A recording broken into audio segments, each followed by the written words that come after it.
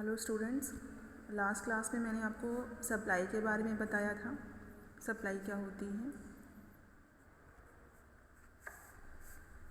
आज की क्लास में हम करेंगे डिटरमिनेंट्स ऑफ सप्लाई और supply function. Supply is the function of this factors GFPITPRNENGP। मतलब जो किसी भी वस्तु की जो पूर्ति है, सप्लाई है, वो इन फैक्टर्स से प्रभावित होती है। ये फैक्टर कहीं ना कहीं प्रभावित करते हैं उस वस्तु की पूर्ति को। इसे हम डिटरमिनेंट्स भी कहते हैं। इसे में इसे फंक्शन भी हम बोल सकते हैं। तो कौन कौन से वो फैक्टर हैं जो हमारी सप्लाई को अफेक्ट करते हैं, प्रभावित करते हैं, निर्धारित करते हैं। उसमें से फर्स्ट आपका जो फैक्टर है गोल ऑफ द फर्म। एक फर्म का क्या गोल है, ये उस वस्तु की पूर्ति को निर्धारित करता है। यदि एक फर्म का जो ऑब्जेक्टिव है, अगर सेल को मैक्सिमाइज़ करना है, सेल कि ज़्यादा से ज़्यादा सेल हो, तो कम कीमत पर भी तो जो आपका है सप्लाई क्या होगी, मतलब सेल को बढ़ाना है तो सप्लाई ज़्यादा होगी। क्योंकि पर्पस क्या है, आपको सेल इंक्रीज़ होनी चाहिए। सेल इंक्रीज़ होगी, सप्लाई ज़्यादा होगी, तो कम कीमत पर ज़्यादा सप्लाई भी कर सकते हैं। प्राइस ऑफ द गुड, दूसरा क्या है, प्राइस ऑफ द गुड। जो वस्तु की कीमत सप्लाई को निर्धारित करती है। कीमत कितनी, अगर प्राइसेस अगर ज़्यादा मिलते हैं उस वस्तु की, तो सप्लाई भी ज़्यादा होगी। एक प्रोड्यूसर क्या करता है, प्रोड्यूसर का क्या ऑब्जेक्टिव रहता है कि उसकी ज़्यादा से ज़्यादा उसको कीमतें मिले, जो वस्तु वो बनाता है। तो ज़्यादा कीमत पर सप्लाई ज़्यादा होगी, प्राइस ज़्यादा, सप्लाई ज़्यादा होगी। थर्ड आपका है प्राइसेस ऑफ इनपुट्स। जो इनपुट की प्राइसेस हैं वो सप्लाई को प्रभावित करते हैं, निर्धारित करते हैं। मतलब हमने कोई गुड्स हमने बनाई है, तो उसके लिए हमने जो इनपुट्स जो हमने इस्तेमाल किए हैं, जो साधन हमने इस्तेमाल किए हैं, उनकी कीमत क्या है। क्योंकि इनपुट्स की जो कीमत है वो कहीं ना कहीं, इनपुट्स की कीमत वस्तु की कॉस्ट को निर्धारित करते हैं और कॉस्ट सप्लाई को निर्धारित करते हैं। जैसे हमने रॉ मटेरियल एज ए कपड़ा लिया है और कपड़े की कीमत बहुत ज़्यादा है, तो कॉस्ट ऑफ प्रोडक्शन ज़्यादा होगी, कॉस्ट ऑफ प्रोडक्शन से सप्लाई कम हो जाएगी। तो ये इनपुट्स की प्राइसेस, वस्तु की इनपुट्स की जो प्राइसेस हैं वो प्राइसेस जो हैं सप्लाई को निर्धारित करते हैं। टेक्नोलॉजी, अगर हम अच्छी टेक्नोलॉजी यूज़ करते हैं तो सप्लाई ज़्यादा होगी।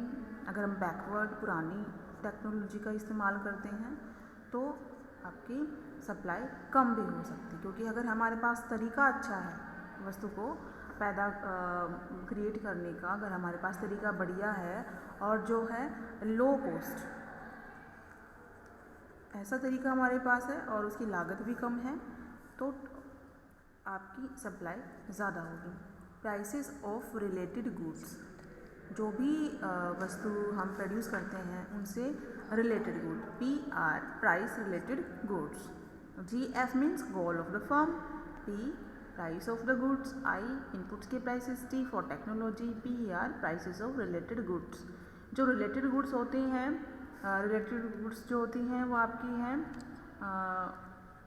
सब्स्टिट्यूट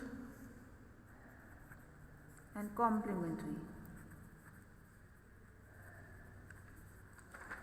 जो आपका है सब्स्टिट्यूट एंड कॉम्प्लीमेंट्री गुड्स होती हैं। तो आपकी प्राइसेस ऑफ रिलेटेड गुड्स की, जो रिलेटेड गुड्स की जो प्राइसेस हैं, या तो सब्स्टिट्यूट गुड्स की प्राइसेस या कॉम्प्लीमेंट्री गुड्स की प्राइसेस। अगर कॉम्प्लीमेंट्री गुड्स जैसे कार और पेट्रोल,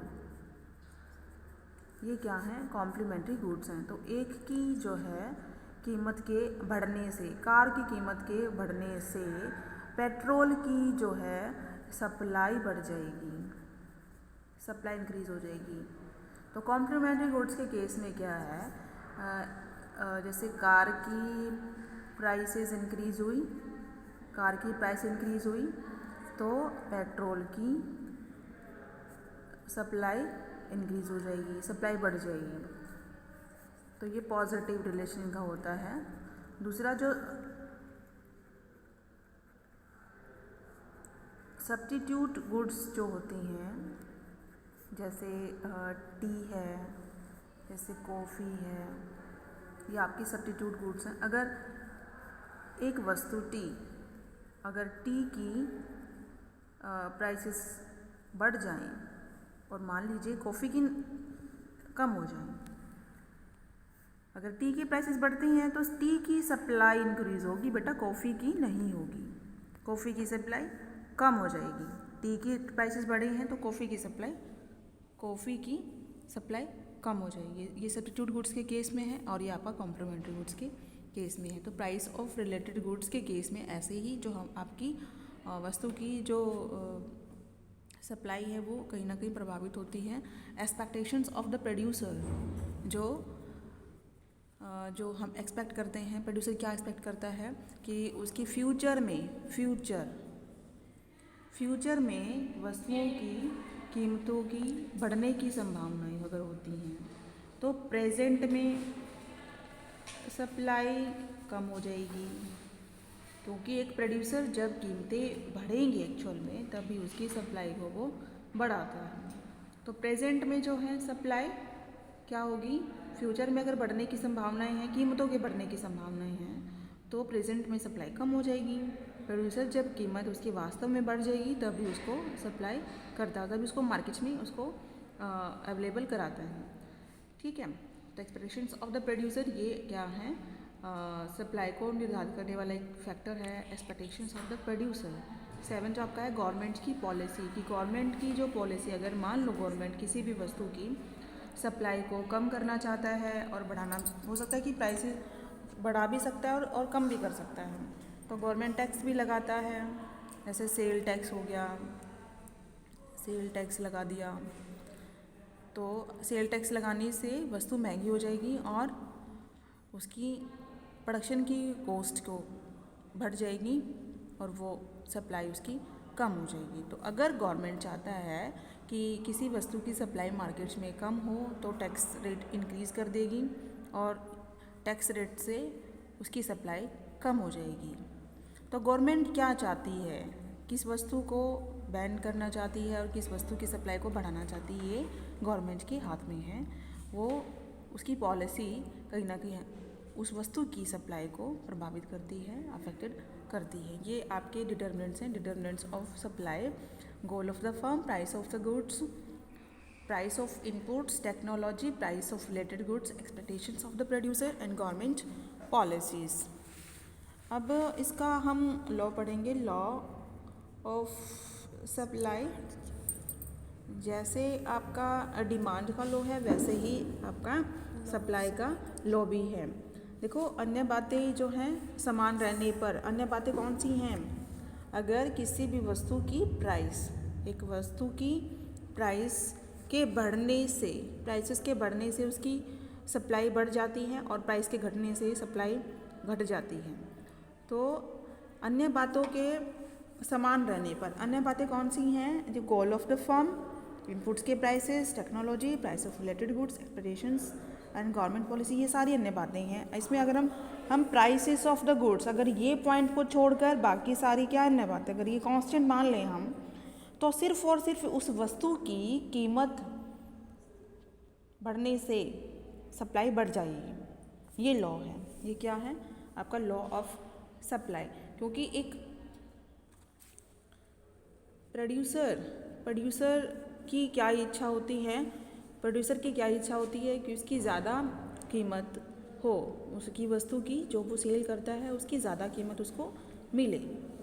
तो ये आपका लॉ है सप्लाई का, कि ज़्यादा कीमत पर ज़्यादा वस्तुएं बेचने के लिए रेडी होंगी और कम कीमत पर कम वस्तुएं बेचने के लिए रेडी होंगी।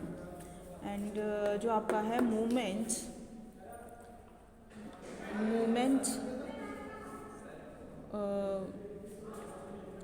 अलॉन्ग ए सप्लाई कर्व। नेक्स्ट आपका जो सब पॉइंट है इसका, मूवमेंट्स अलॉन्ग ए सप्लाई कर्व और एक्सटेंशन और कॉन्ट्रैक्शन।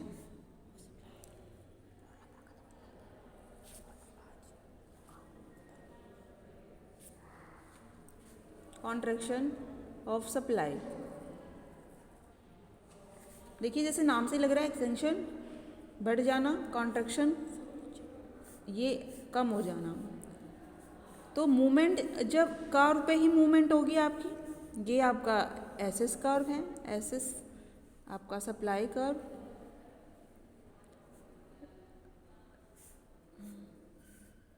ये आपका प्राइस एंड क्वांटिटी। देखो जब एक्सटेंशन कब होगा, जब कीमत में वृद्धि होगी।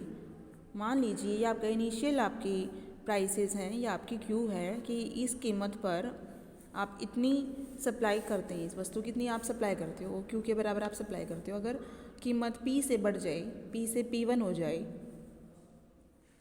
तो सप्लाई भी इंक्रीज़ हो जाएगी, क्यू से Q1 शिफ्ट हो जाएगी। तो ये आपकी जो मूवमेंट है ये अपवर्ड मूवमेंट है, ये आपकी एक्सटेंशन है मूवमेंट कि हम एक कर्व पे ही मूवमेंट्स करते हैं। ये upward movements, extension in supply curve and